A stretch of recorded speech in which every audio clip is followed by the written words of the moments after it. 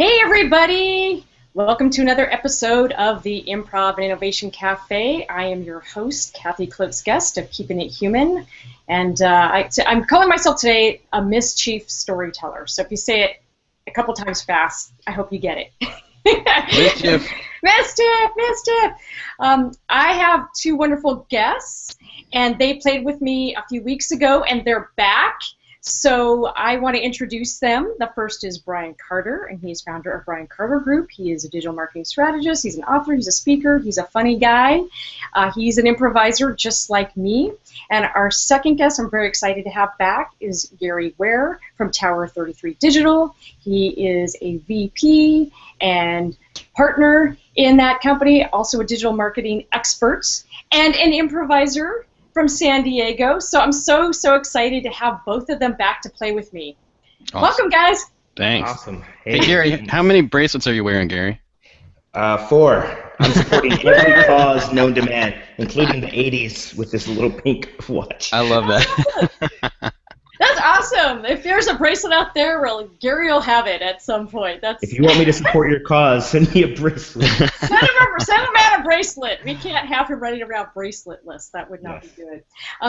Again, this is going to be a little bit of a different episode, everybody. I'm super excited. We're going to demonstrate how to apply improv to idea generation for content marketing.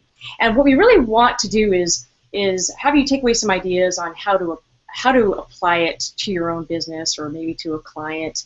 And just one caveat, with any method you use of idea generation, improv is no different. Some of the ideas are going to be viable, some are going to be out there, but some, are maybe a seed of something that could evolve into something really, workable. And that's true of any approach that you take to idea generation. So we're going to do this on the fly. We're going to have some fun. And we're going to see how it goes. And let's start with maybe some warm-up activities that Brian suggested. So, Brian, you got a suggestion for us? Warm-up. Let's do, okay, I got one for, that's like a story where you do a story. Somebody starts and then you take turns saying, fortunately, whatever, and then unfortunately, whatever. Do you guys know that one? I do. Okay. Yeah. So okay. I'll start, say, like, I went to the post office yesterday. Fortunately, they have the coolest stamps that I wanted to buy. And fortunately, I actually had enough money this time for postage. Wait, go unfortunately. We're going to alternate. Fortunately, unfortunately. Awesome, cool. Every other. All right, cool. And unfortunately, they only had one left, and I needed 2 stamps for my postage.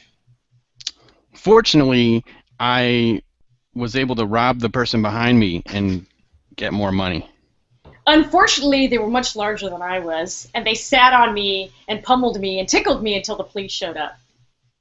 And fortunately, when the police showed up, they showed up just in time, right before they were going to shove my face into the ground and give me a bloody nose. Unfortunately, the police shoved my face into the ground and gave me a bloody nose. Fortunately, that bloody nose led to me discovering a cure for a disease. And unfortunately, trying to find that cure for a disease, I ended up getting typhoid. Fortunately, that protected me from the zombie apocalypse, which happened the next hour. Unfortunately, one of those zombies was my ex-boyfriend, and he was gunning right for me. And fortunately, I happened to have a machete that I pulled out and I chopped off his head. Unfortunately, his head bit my foot. Fortunately, though, I was able to take that blood and create an antidote for zombieism. Unfortunately, I turned into a zombie in the process.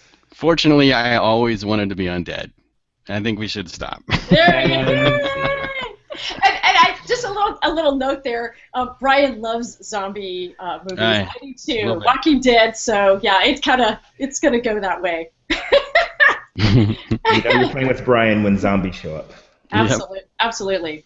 Should we do one more warm up, and then Sure. We'll let's do one more. Let's do we call it object freeze over around these parts where I'm from, and you may know it by another name, but it's a kind of put to another use. It's sort of an improv activity so I'm going to take my smartphone and I'm going to come up with as many different things for it other than what it's designed to do, which is via smartphone. So we'll go round robin and we'll just come up with different activities. So I'll start.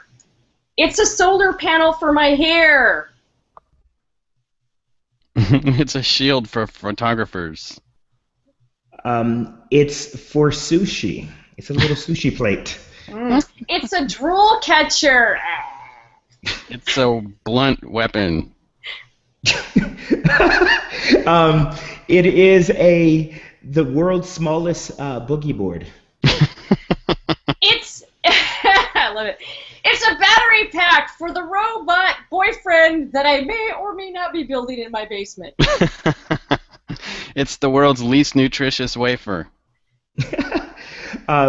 It is a photo frame so I can put pictures of my mom. Aw. It's a tanning bed for pre-cancer Barbie. It's a suppository that doesn't do anything. It's a dance floor for retro kin. It's a square badminton device. It's a hoverboard that doesn't hover. It's the device that I used to get spankings from for my mom and dad. It's a resuscitation machine, a defibrillator for pets. It's a fan. It's that thing that the doctor puts your tongue on, except it's too big, and he used to say, ah. It's a serving plate for really small elite people. It's a shoe.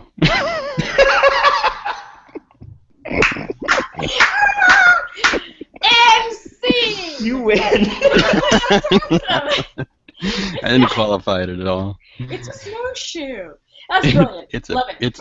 It's a hedgehog. All right, whatever. Well, one of the things we do with these activities, folks, is just to warm up and sort of get our minds free to out of the normal way of thinking, because we approach content sometimes the same way over and over and over, and it's to kind of warm us up a little bit and have us see new things. So one of the things we're going to do today is take turns round robin with each other's businesses and try to come up with some maybe new ideas for content.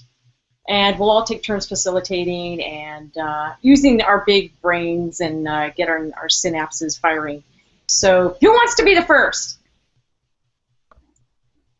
1, 2, 3, not it. Oh. I'll go. I'll have you guys. Yeah. You want to throw? I'll throw my business hat in the ring. Okay. Tell us about your business.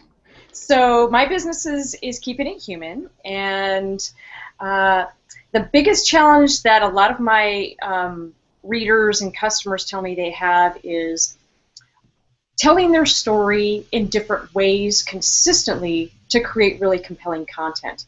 People they understand the power of story, but they just don't necessarily know how to apply it. And the biggest thing that I see is a lot of complex industries, pharmaceuticals, tech, have these big messages, and their fear is that simplicity will dumb it down. And it's you and I, all of us know that that's not true. Simplicity makes it accessible, but I think that's sort of the thing. And more I'm seeing a lot of Gen Xers and Gen Y clients, and they're more open to experimenting and trying different things, including humor, and how humor might be part of that brand story. Okay, and what kind of content do you see out? Do you have competitors? Who are your competitors? I've got competitors. I think it's fragmented because I think I compete a little bit with the agencies, but I also compete with people that are storytellers, organizational storytellers who don't necessarily create content. They just help with the main story. So what is interesting is that I compete in a couple different spaces. Traditional storytelling, and digital strategy. What's your biggest goal, though? What's your biggest obstacle with your marketing? I think the biggest obstacle is there's just so much noise out there, and fortunately, some of my topics lately have been striking the right chord, but I think it's just there's a lot of stuff out there. And how do you get people to look at your stuff in a sea of noise and be different enough for people to go, oh, if I didn't have that content in my world, I would miss it. To be missable. Mm-hmm.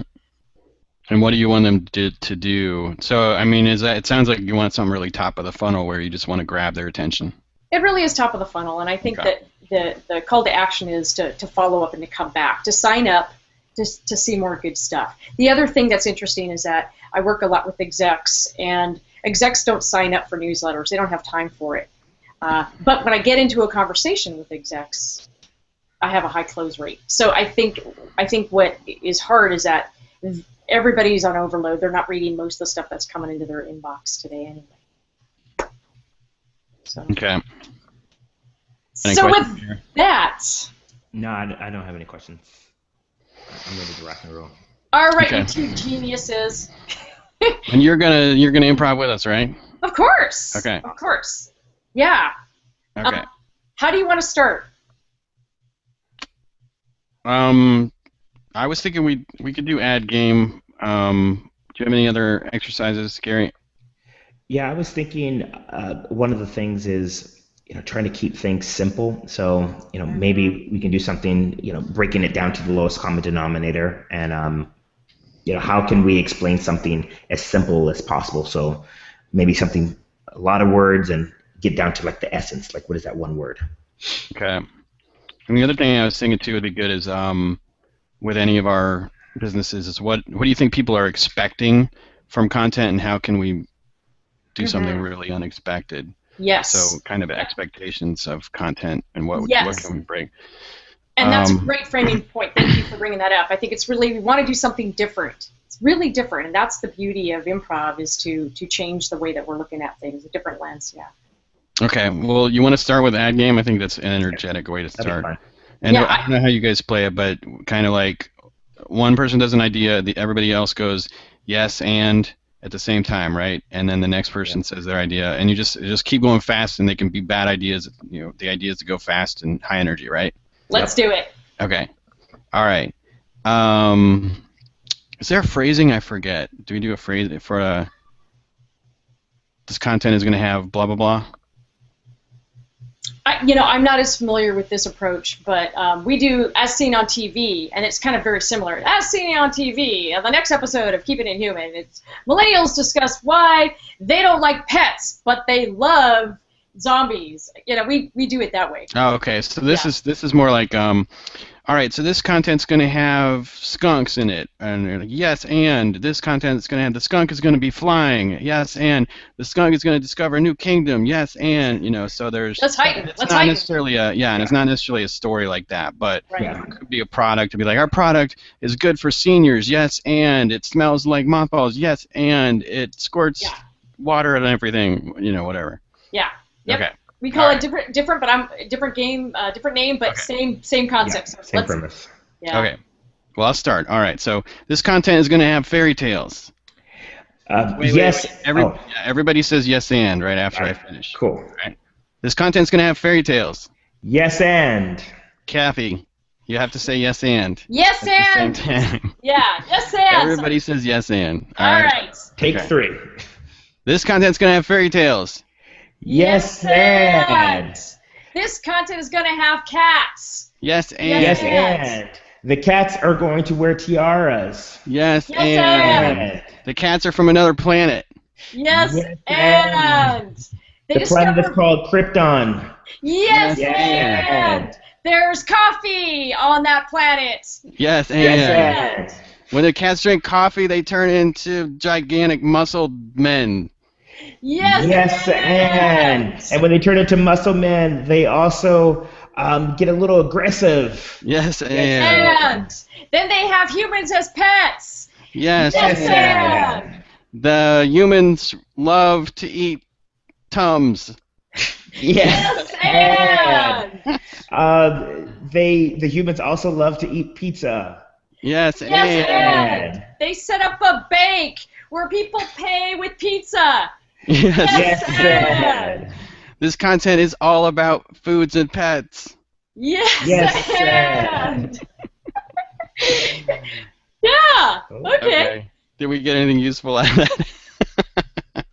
and here's one of the things that I do, and I'm sure both of you do that when you're working with clients. Is obviously there's the heightened exaggeration, but what maybe are some elements that could be interesting? And we're talking a lot about pets. Well, what can we learn from pets or dogs or animals that teach us about marketing? Maybe there's an article in there somewhere, which is, what pets can teach us about,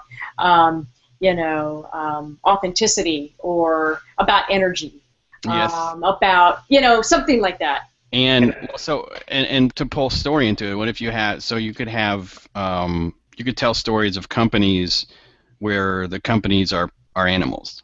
Mm-hmm. Yeah, I like that. And just on that, the whole concept of role reversal, because we went way out there, and the cats rule the planet, and they took care of people. So, maybe in your storytelling, maybe you can do something where maybe instead of the CEO is something lower than that, and like you can really show something from the perspective of that. Put the CEO in the mailroom. Yeah. Mm-hmm. Yeah, and status. We played with status there. Yeah. It's another big concept in improv is we shifted status to Gary's point. We not only did a role reversal, but the cats were in charge, and all of a sudden the cats were running the bank. Now, what would happen if cats ran your bank? I mean, what would they do? I mean, that would be hilarious. That would be hilarious. You could do a parody. Millennials would love it. What could we learn from if animals ran banks or ran businesses? Is there a learning lesson there? I don't know. I think they would probably be peeing in the corner for one thing. It would smell. You know what? If cats were running businesses, there would be lots of catnip breaks. There would be, and they wouldn't listen. You try to hurt them, and they'd be like, "No, forget you." Customer service would be horrible. It'd be horrible. But if dogs ran banks, then a way to arc that is if dogs ran banks, there would be unconditional love. You'd go in for $100 withdrawal, and they'd say, no, take $500 because I love you. Yes, your bank would go bankrupt. Your bank would go bankrupt because the dogs would give everything away. The dogs. They would. They'd be horrible business people, but they would be so loving and talk about great customer service. I mean, we could all learn from dogs. But one bank would be barking at the other bank. That. Yeah. Exactly. So I think there's some fun things that we can take away from that using status and role reversals, some of the tools to us as improvisers that come out of that heightened. So. Yeah, and if anyone's watching and you want to take a stab at creating that piece of content, please send it my way. I would love to read it. Send it all of our way. I think we all want to read it. That's a good one. Absolutely. Send it to all of us. Cats ran the business. Your business. Cats ran the business. You guys have seen the video. There's of the cat friend and the dog friend or whatever in the house. Yeah, I saw that yesterday. It's so crazy. Oh, man, it's hilarious.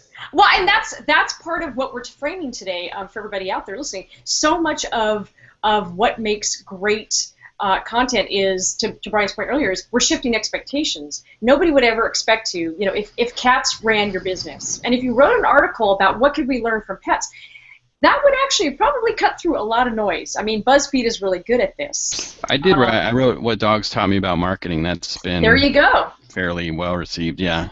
There you go. I think that's a way to think about this in terms of upending expectations, and that is the beauty of applying an improvisational techniques. And I also think if cats ran banks, it would be, and bear with me, very meowtivational. That's so perfect. No. I'm not even going to join in. Sorry. Okay, sorry. Come on, Brian, come on. Yes, and I don't have a pun. I'm a punographer today, so what am I going to do? All right, now let's try another. Let's apply maybe a game to another. Either Brian, your business, or Gary, your business. I want to make sure we can debrief these. We can do this and do a debrief. Cool. Yeah, and actually, I'll go next, and I'll take one of my clients. I'll keep it very generic. But just hearing, Kathy, some of your pain points, I think a lot of people watching might have similar. So one of the clients that we're working with, they're in the financial services business, and they're very serious all the time. And they're trying to attract younger blood, and they're trying to create content that, at the end of the day, yes, banks are trustworthy, but how can we still show that in a fun way? through content. Their bank? Yeah. Yeah, they're a lender. A lender. Yeah. Oh, they're lending. Okay. So Got it. you could talk about funny things to lend and so on. Yeah. So what, do we want to play a game or what do we want to do? Let's play a game. Let's play a game. What game? What if there's one that I like called, unless Gary, you had an idea. There's one that I've used, and it's called merged interests. And you take 2 or 3 different interests of your audience. So Gen Y has an interest in, maybe it's not working. Maybe it's not working. Maybe it's in music. Unicorns. Unicorns. You find whatever it is, and then you come up with a product or a campaign, some way to merge those 3 that covers all those 3. What could you build a product that would take all those interests of your millennial audience into something? Then how would you market that? And then we basically do a campaign through Yes Andy. So it's a very similar concept, but we're merging these interests all together. Okay. Cool. Let's do it. Want to try it? Okay. Yeah. So then let's establish the buckets are, let's do unicorns. Why not? Let's do music. Yeah. And what else would Gen Y, I think, be really interested in? For some reason, I'm thinking beards. Yeah, beards is good. I thought you were going to say beer, and I was like, oh, yeah. Beard. Yeah, beards and beer. So beards, unicorns, and music. Yeah. Okay. All right. So I'm going to go, and then we'll go round and round, and we'll just yes and each other. So I'm thinking of a product that the bank could have. It could be an account that every time you come into the bank with a beard and you download a new piece of music from iTunes, it sends money to Save the Unicorns. It's a savings plan. Okay. Perfect. I got one. Or wait, do I create a different one? Is that how this goes? No, you add on to that. You just add on to that. Yes and. You're yes and onto that. All right, then say it again, because I was thinking about my own thing. So it's called listening, everybody. Dang it. Rule number 1. Right, exactly. And so if a Gen Y person goes into the bank and they've got a beard on and they download a particular piece of music from iTunes, then some portion of that money that they spent will go to Save the Unicorns, and that's the new product promotion for the bank. Yes, and the unicorns there's a camera, like a webcam, always on the unicorns, and the key thing is to see if they stop crying or not. Yeah, and the thing with that is because they're crying so much, they're crying Skittles, and we're having such a Skittles surplus that, it's becoming a problem. Yeah. Then they could take the extra Skittles and they could use that as decoration for the bank, and you could win a prize. You could win like a lifetime supply of Skittles. Right, and then doctors will discover a way to make Skittles more nutritional. Yeah, and on top of that, because of all of this, it becomes like, the national law that Skittles are part of your normal nutrition. So like you'll say, like it'll be like calcium, like what's in this meal? Calcium, Skittles, fiber, sodium. And because of that, Gary's point, they're going to completely redo the food pyramid based on sugar foods, and that will be the new Gen Y food pyramid. And because of that, diabetes will be the norm. And the bank, when you win the contest, will give you insulin. And from that, we find out that actually unicorns possess the elixir that neutralizes diabetes. So you can still have diabetes, but it's not as dangerous as previous diabetes. And with that mutation, you can insulate yourself by setting up separate savings accounts for your future medical needs, should you need it. Bam! Insulation. Insulation. I beat that. Taste that, rainbow. Boom. There you go. There you go. Well, now let's talk about that. So what are some of the threads that kind of come out of that might be the germ of an idea? I liked all the puns and whatnot. Like we threw out insulate, you can insulate your finances. And Yes. There were some natural funny things that came out that I think if you did a campaign targeting younger people, it would show a lot less of a stuffy side, a stuffy old bank. Speak a little bit of their language. Yeah. Yeah, and there's so much you can do with unicorns too. I love that because they're a fictional beast. You can give them pretty much any attribute you want. That's very flexible. Yeah. That's it. Yeah.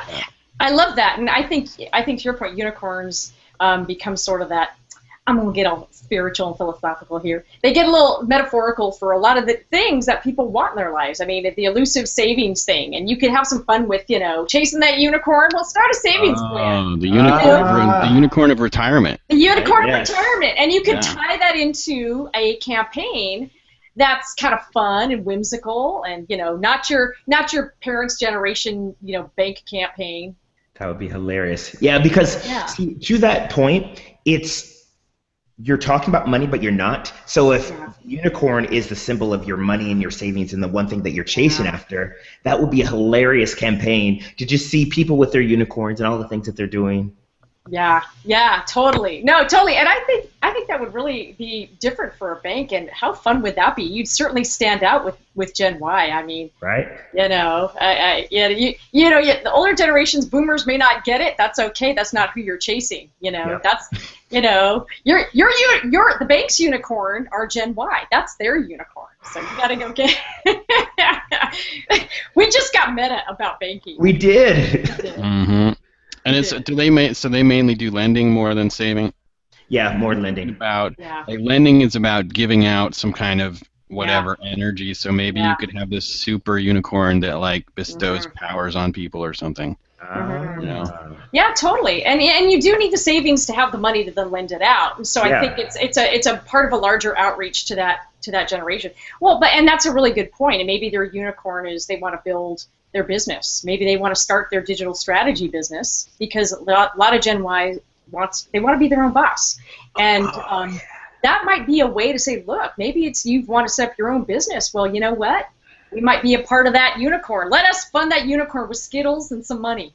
So it reminds me of that Nationwide commercial where you see the baby knocking over things and it or running into things, and the baby was a metaphor for your car. Mm-hmm. And so if the unicorn is a metaphor for your dreams or the thing that you want, and this bank is helping you get that unicorn.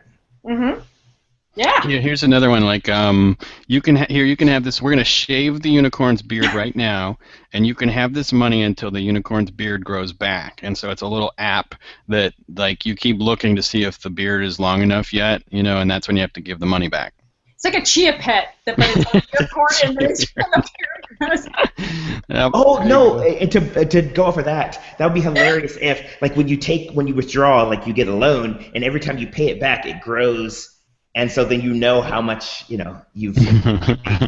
That's it. No, it's sort of like how much you got to pay back over time by the length of the beard of the. Right. Beard. And it plays music, and so you don't feel as bad because you're like. That's where we're using our music, and we're using the beards, and we're using beardometer. Hey, I just think that's gold. You're welcome, banks. Yes. You're welcome. That's comedy gold, and done. Drop the mic. Drop it. All right, Brian, what you got? What do you want to? I think I'd like to talk about how to get people to understand that they need to do Facebook ads better. I think a lot of people, this is something we offer is helping people do Facebook ads, and I think a lot of people have gotten the message they need to do them, but I don't think they've gotten the message that they're wasting a ton of their money on it. Because every client we get, we at least are able to double the results of their spend because they're not doing it very well, right?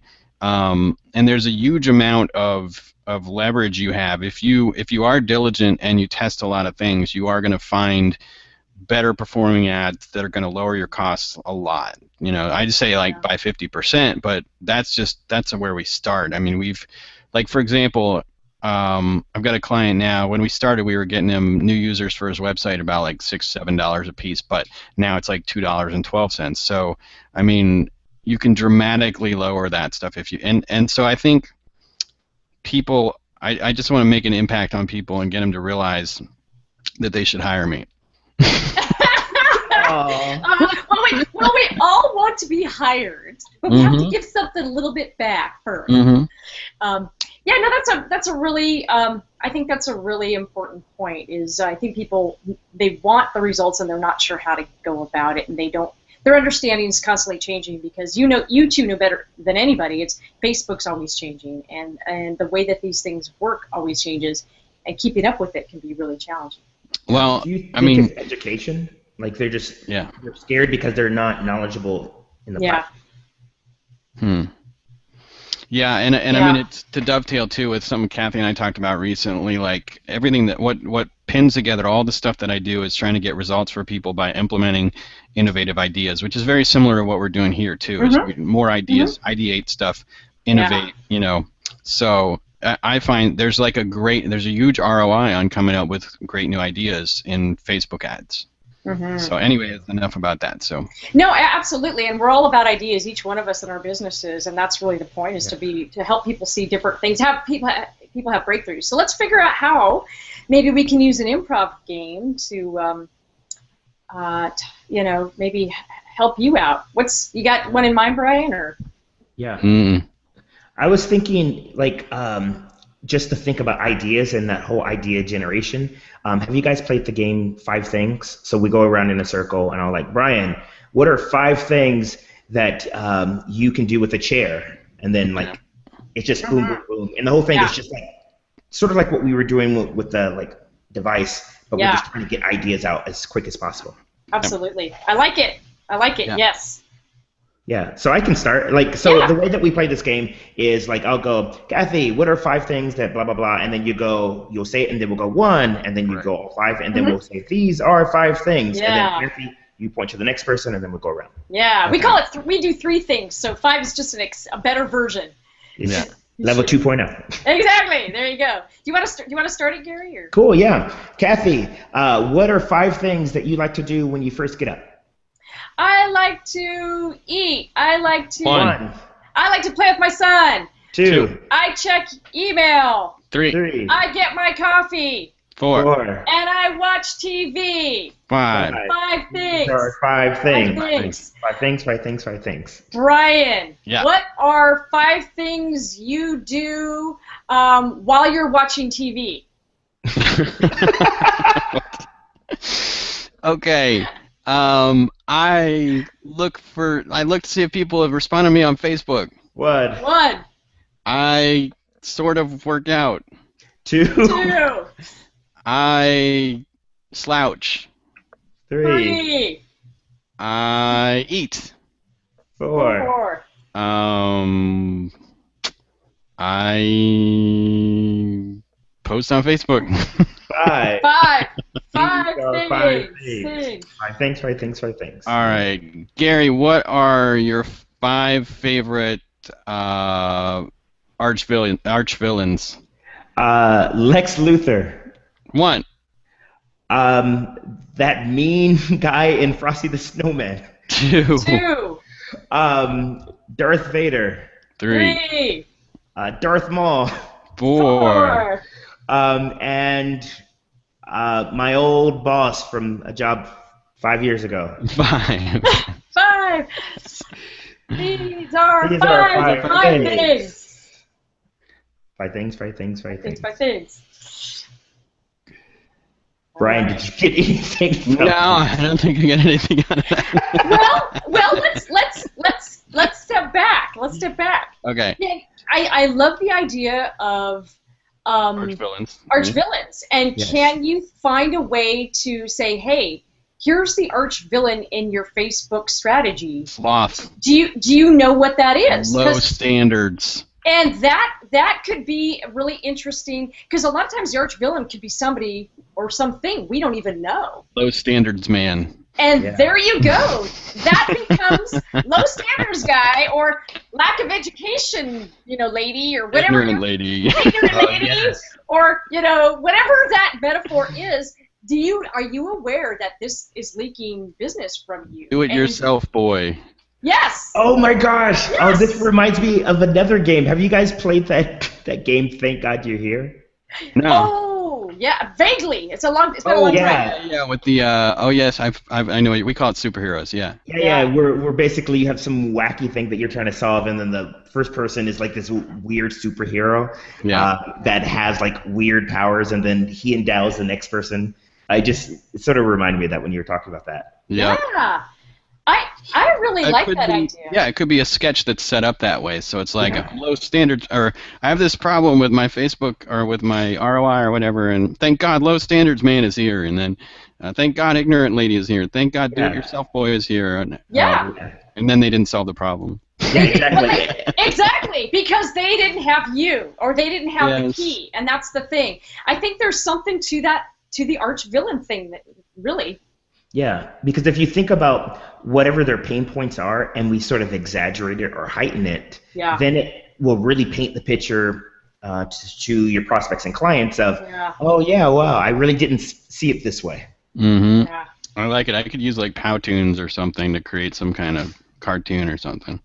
Or maybe on that tip, because they're not using Facebook, but they're using something else. So maybe there's Mediocrity Man that is getting them to use video, like traditional video, or like all of these formats that don't work anymore. Mm-hmm. And Brian comes in, like, as a superhero, and you have a big F for Facebook or whatever it is, and then you can talk about how, like, you can solve all their problems.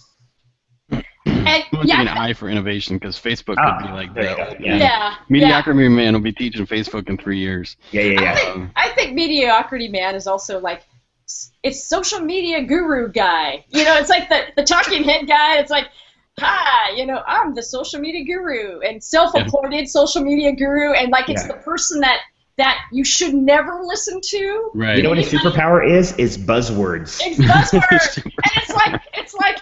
Anybody who calls himself a Sherpa, a ninja, a guru, a rock star, I've even heard somebody call himself the social Dalai Lama, and I was like, oh, it's like weird.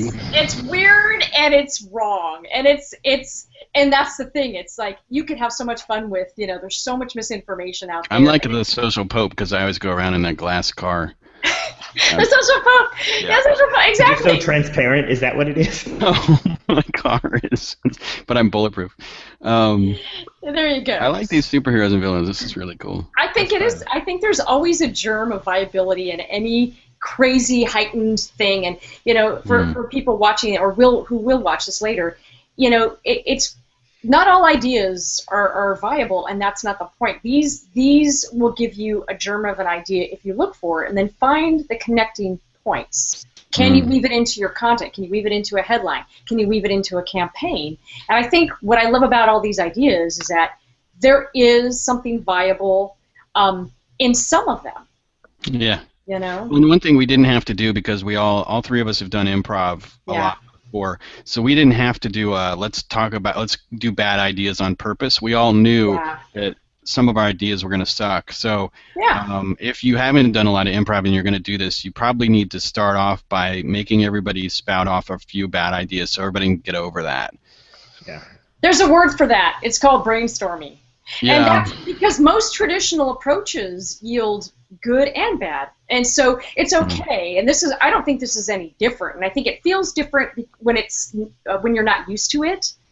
But I like Brian's point. I like, to your point, clear your head and get the obvious stuff out of the way first, because it's usually in the unexpected places, the places that are 3-4 levels deep, that you'll find the golden nugget. If it's obvious to you, it's probably not a great idea, because it's probably obvious to your competition, and it's probably the thing that it's kind of like, you'd never see a bank out there doing a campaign. I hope not. We're trustworthy. Well, you should be, or you shouldn't be a bank. Right. You can't. That's not it. You know. Remember how there were 2 movies about going into space to stop the asteroid? Yeah. Yeah. Armageddon and I forgot the other one. Yeah. Yeah, Armageddon, and exactly. And so I think sometimes everybody will have the same idea because it's the next obvious idea based on what everybody's experienced. And I totally agree, Kathy, that you have to go further. You have to have, instead of 3 ideas, you've got to have 10 or 30 ideas before you find that thing that no one's going to think of for 2 or 3 years. Yeah. And that you can connect back. We call that going from A to Z, where we do a lot of word association, and then we say, all right, that's obvious. What is 1, 3 or 4 removed that you can still connect back, but you get all that obvious stuff out of the way. Absolutely. Right. And I think to kind of summarize for folks that may be new to it, just take an idea, take a germ of an idea, and you have to have the rule. It's foundational to improv of yes-anding each other the way we did today. And hopefully, get your caffeine in you. You might yes-but each other, but if you do catch yourself yes-butting each other, stop it right away, because your scene and your brainstorming will stall. So to the extent that you can yes-and heighten, that's okay. Get crazy. That's okay, but make sure you really make a point of accepting the other person's offer and adding on to that. And that's what we did here that I don't see in most brainstorms I've been in. Yeah. It's been like remember when I was thinking of my idea and I wasn't listening to Kathy. That's what typically I've seen in brainstorms is you get 30 ideas that all came from individuals where they weren't adding on to each other. Yeah. And you don't get where Gary's saying go to the 3 or 4 levels weirder. You know? Yeah. Yeah, absolutely. And if you want to get to the weird place that your competition will not think obviously to go, you've got to listen to each other. Accept it as gold in fact, even though it doesn't mean a yes and. I always like to say, I jokingly talked about this at Funny Biz, and it's, look, yes and is just an idea. It doesn't mean that you're putting a ring on the finger. You're not committing or proposing to that idea. You're just taking it out for a few drinks. You're just having a good time.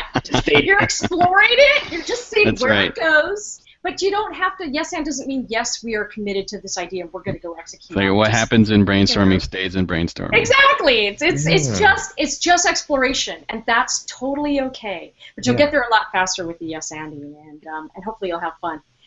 So, in summary, I'd love to kind of go round robin and what's kind of a final thought, because there's so many different exercises we could do, and I think we're going to have a threequel. I'm going to have you guys back to do another one. Repeat. Fun. Repeat. The trifecta, the improv trifecta. Leave me your parting thoughts. What would you leave folks with if when they apply this to their own idea generation? We'll start with you, Gary. I think the big thing is don't leave any idea just in your head. If it's in your head, it's not an idea. It needs to come out. Good ideas and bad ideas, because if for those watching live or those looking at the replay, the stuff that we came up with wouldn't have happened if we wouldn't have put ourselves out there. So that's, I think, a big thing. Just put yourself out there and don't hold back. Yeah. Well said. Yeah. And I would say, ideating, whatever you want to call it, brainstorming is a skill like any other. It's something that has to be practiced. And if it's not something you do normally or not something your team does, then it's going to be a little weird, it's going to be a little uncomfortable, and you have to embrace that, and then hopefully do it more regularly. And anything anybody can do, there's a book by James Altucher's, I think his wife, about, and it's got an exercise where you come up with a list of 10 ideas every single day. And it's hard to do that it's hard to do anything every day, but that will help you get more into that practice, and you should look at it as a practice. I completely agree. I think one of the things that I do is I keep a journal, and I was joking with a mutual friend of ours, Brian, about this. And I keep a journal, and great. Most of the ideas in there are probably not viable, but that's not the point. I will go back to it, and sometimes, every once in a while, an idea over here and an idea over here make a good match, and I'm like, oh, you know what? I can use that idea. So there are no bad ideas if you're just keeping a journal. At some point or another, maybe at a later time, one idea will be viable. And I always like to say, look, don't judge your journey, don't judge your ideas. That's what family is for. and I got that one covered. It's called Thanksgiving, so we're good. We're good. Yep. Eddie, I also want to go round robin, and anything exciting that you got coming up that you want to promote. And I think Gary said this, and I want to make sure I don't forget to say it. If you use any of these ideas or you apply it, let us know about it. We would all love to very much hear about it. So I'll let each one of them give their their Twitter handle or their email. But yeah, let us know. So with that, Brian, what you got cooking? Oh, well, Kathy and I are actually working on a book about storytelling. I've got a video course coming out on Facebook that's going to be on amazing.com, and I have to finish that pretty soon. That should be available, I think by September at the latest. And my website is briancartergroup.com, and on Twitter I'm Brian Carter. Thank you. Gary, what you got? Cool. Yeah, you can find me at GaryWare on Twitter or Instagram. It's all the same, or Facebook. And for me, if you are looking to have more fun, if you don't think that you play a lot, I'm working on a challenge to help people get more play out of life, and that is going to be at theinstituteofplay.com. That's going to be coming out into September, so you can go there, sign up so you can be the first to know. I'm at Tower 33 Digital, and that's pretty much everything. That's awesome. We'll play. We'll have to have you back here so we can play. I'm Kathy Klotz-Guest of Keeping It Human, and you can find more about my stuff at keepingithuman.com, as Brian said. As the great social philosopher Brian Carter said, we are working on a book together on storytelling, and I'm having a blast, and I think it's going to be a great book on how to tell your business story. And there are many different types of stories, so look for that later on. We'll keep you up to date as we make progress.